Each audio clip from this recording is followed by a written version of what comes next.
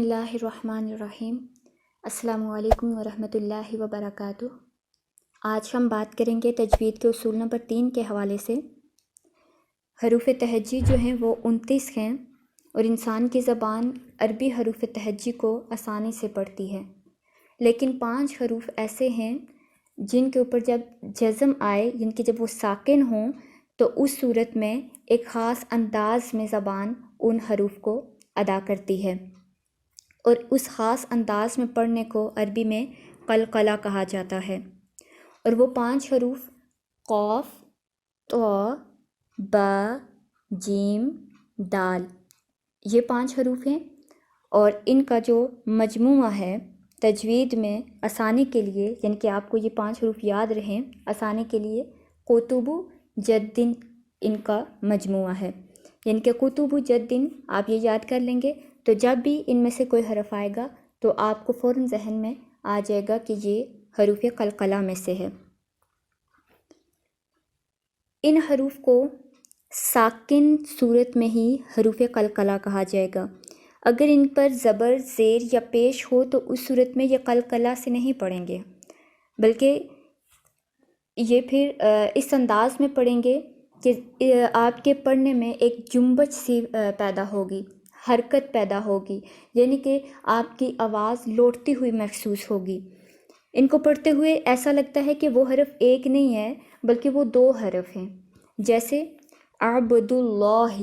اب دیکھیں با حروف قلقلہ میں سے ہے، اور یہاں جب ہم اسے ادا کر رہے ہیں یہ ساکن بھی ہے، یعنی کہ اس کے اوپر جزم ہے، تو عبد اللہ، اب دیکھیں با میں آواز ہماری لوٹتی ہوئی محسوس ہو رہی ہے، اس میں ایک جنبش ہے، تو محسوس ہو رہا ہے کہ یہ ایک نہیں بلکہ 2 حرف ہیں، لیکن حقیقت میں حرف ایک ہی ہوتا ہے، آواز لوٹنے کی وجہ سے ہمیں ایسا محسوس ہوتا ہے۔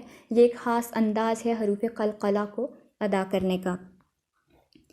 بعض اوقات ایسا بھی ہوتا ہے کہ حروف قلقلہ ساکن تو نہیں ہوتا مگر اس پر وقف کرنا پڑتا ہے، تو ایسی صورت میں پھر قلقلہ ہم کریں گے لیکن اس حرف کو ساکن کر کے، کیونکہ اگر ان کے اوپر حرکت ہو، ان 5 حروف میں سے کسی کے اوپر بھی اگر حرکت ہے تو ہم اس کو قلقلہ کی صورت میں، یعنی کہ قلقلہ کے انداز میں نہیں پڑھیں گے بلکہ اسے حرکت کے انداز میں ہی پڑھیں گے، لیکن جب اسے ساکن کر دیں گے اس صورت میں اس لفظ پہ قلقلہ ہوگا۔ جیسے خلق الانسان من علق، یہاں علق ہے، لیکن جب ہم اس پہ وقف کریں گے تو یہ جو تنوین ہے یہ ختم ہو جائے گی۔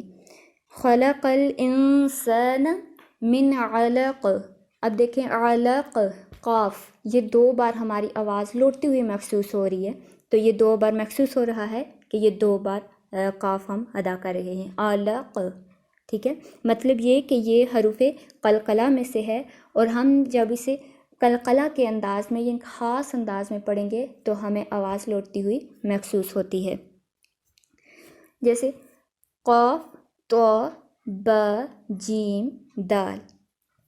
اب دیکھیں سورۃ اخلاص کی آیت ہے قل هو اللہ احد، احد، دال، اس پہ ہم قلقلہ کر رہے ہیں کیونکہ یہ تنوین ہے، جب ہم اس پہ وقف کریں گے تو اسے ساکن کر دیں گے تو تب ہم اس پہ قلقلہ کریں گے، کیونکہ دال ساکن حرف قلقلہ میں سے ہے۔ قل هو اللہ احد۔ تو امید ہے کہ آپ کو یہ مختصر سا اصول ہے یہ سمجھ آیا ہوگا، اسے فالو کیجئے۔ انشاءاللہ العزیز آپ جب اس پہ عمل کریں گے اور ایک بہترین انداز میں آپ قرآن پاک کی تلاوت کر پائیں گے۔ جزاک اللہ خیرا کثیرا۔